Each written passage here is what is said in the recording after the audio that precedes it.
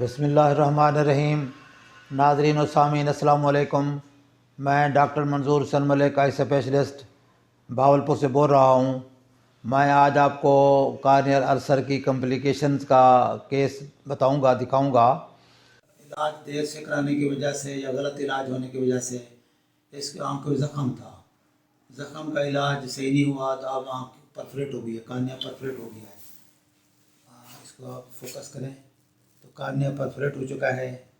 اب اس کی یہ جو ہے پرفوریشن اتنی بڑی ہے کہ اگر تمہارے پاس کارنیا اویلیبل ہو تو اس کی کیریٹوپلاسٹی اگر کر دی جائے، کارنیا چینج ہو جائے، پھر تو نظر اس کی بچ سکتی ہے۔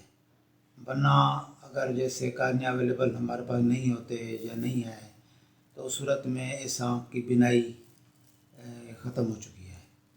اب اس کا کوئی حل نہیں سوائے اس کے یا تو فوری طور پر پتلی بدلی جائے، باقی اب دوا علاج تو کریں گے لیکن اب اس کا بینائی کا چانس بہت کم رہ گیا ہے سوائے کیریٹوپلاسٹی کے۔ تو کارنیل السر جو ہے وہ کارنیل انفیکشن ہوتی ہے۔ کارنیا جو ہے آنکھ کا یہ اگلا حصہ جو بلیک حصہ ہے اس کو ہم کارنیا کہتے ہیں۔ تو اس کی انفیکشن عام طور پر ہو جاتی ہے۔ بعض اوقات کوئی چیز لگنے سے، کوئی چیز آنکھ میں پڑ جانے سے، یا بعض اوقات شوگر والے مریضوں میں، یا بعض اوقات بغیر وجہ کے انفیکشن ہو سکتی ہے۔ یعنی کوئی چیز آنکھ میں پڑ گئی، ہمیں پتہ بھی نہ چلا، تو اس کی وجہ سے بھی انفیکشن ہو سکتی ہے۔ تو یا ریزسٹنس اگر کم ہو باڈی کی تو اس میں بھی بعض اوقات انفیکشن ہو جاتی ہے۔ تو انفیکشن ہونے کے بعد اگر اس کا صحیح علاج کرا دیا جائے تو اس کا نشان نہیں رہتا یا کم از کم رہتا ہے۔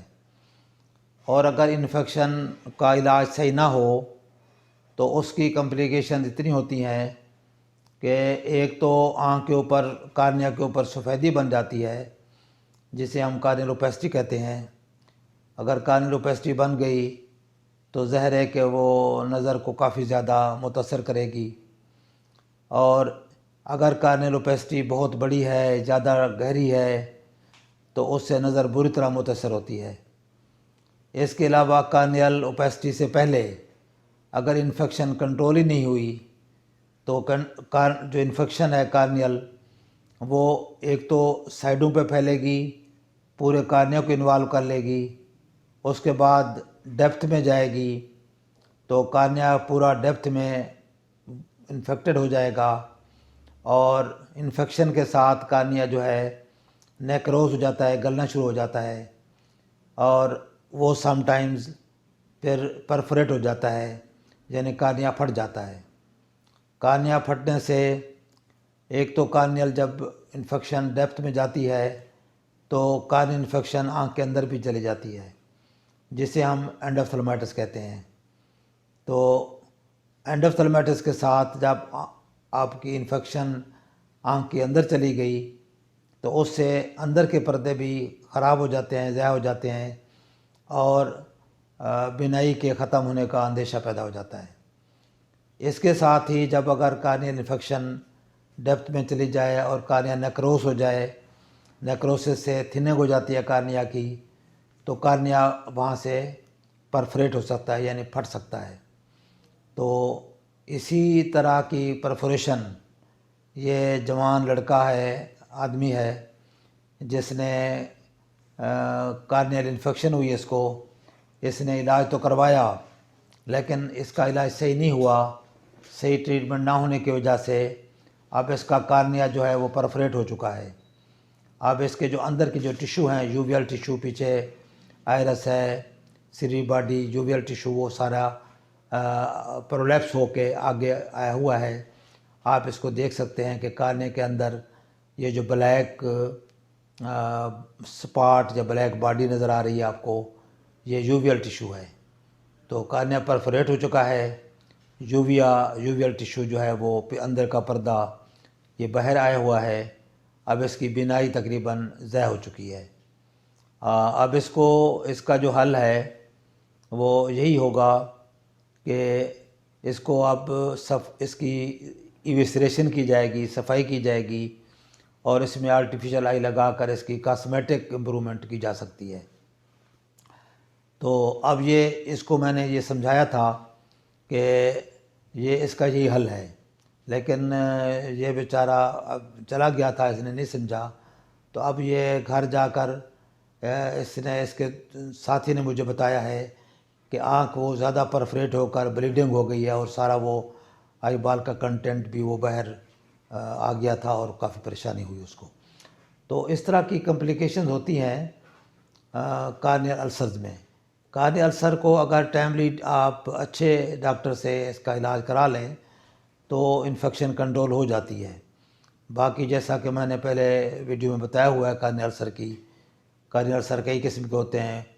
وائرل ہو سکتا ہے، فنگل ہو سکتا ہے، بیکٹیریل ہو سکتا ہے، کلیمیڈیل ہو سکتا ہے۔ تو وہ تو ہم شروع میں اس کو دیکھ کر ڈائگنوز کرتے ہیں، اور ڈائگنوسس کے بیس پر اس کی ٹریٹمنٹ کرتے ہیں۔ تو اگر شروع میں کیس ہمارے پاس آ جاتا ہے یا کسی اچھے ڈاکٹر کے پاس پہنچ جاتا ہے تو اس کی اچھی ڈائگنوسس، اچھی ٹریٹمنٹ کر کے آنکھ کو بھی بچا سکتے ہیں اور نظر بھی بچ جاتی ہے۔ اور اوپیسٹی پہلے تو کافی حد تک تو کلیئر ہو جاتی ہیں اوپیسٹیز۔ اگر اوپیسٹی بنتی بھی ہے تو وہ سمال اور چھوٹی ہوتی ہے، اور نظر کا جو اس کے اثرات کم از کم ہوتے ہیں، یعنی کم سے کم نظر ضائع ہوتی ہے۔ اور اگر آپ کی اوپیسٹی ہے اور پیچھے نظر آنکھ ٹھیک ہے، سارا کچھ ٹھیک ہے، تو وہ بعد میں کارنیل ٹرانسپلانٹ کر کے کارنیا کو چینج کر کے بھی نظر کو بحال کر سکتے ہیں۔ لیکن اگر اس طرح کی جو پرفوریشن ہو جائے تو اتنی بڑی پرفوریشن میں پھر ہم کچھ نہیں کر سکتے۔ البتہ اس کو میں نے یہ تو ایڈوائز کیا تھا کہ اگر فوری طور پر کہیں سے پتلی بدلوا سکے تو ہو سکتا ہے، اس میں چانس تھوڑا سا تھا کہ اگر فوری پتلی بدلی جاتی تو یہ آنکھ جو ہے بینائی کچھ نہ کچھ اس کی بچ جاتی۔ لیکن چونکہ ہمارے ملک میں آنکھ کے ڈونیشنز کا رواج نہیں ہے، آئی بینکس بہت بلکہ نہ ہونے کے برابر ہیں، تو اس وجہ سے نہ آئی بینکس ہیں، نہ کارنیا ٹرانسپلانٹس کے لیے ملتے ہیں، ہمیں کوئی ڈونیشن دیتا نہیں ہے، آئی بینکس ہے نہیں، تو اس وجہ سے پھر وہ کارنیا اویلیبل نہیں ہوتے اور فوری اویلیبل نہیں ہوتے، جس کی وجہ سے اس طرح کا فوری جو آپریشن یا فوری جہاں ضرورت ہے تو وہ ہم نہیں کر پاتے، اور الٹیمیٹلی اس سے پھر یہ جو ہے نظر ہے وہ ضائع ہو جاتی ہے، بلکہ آنکھ بھی ضائع ہو جاتی ہے۔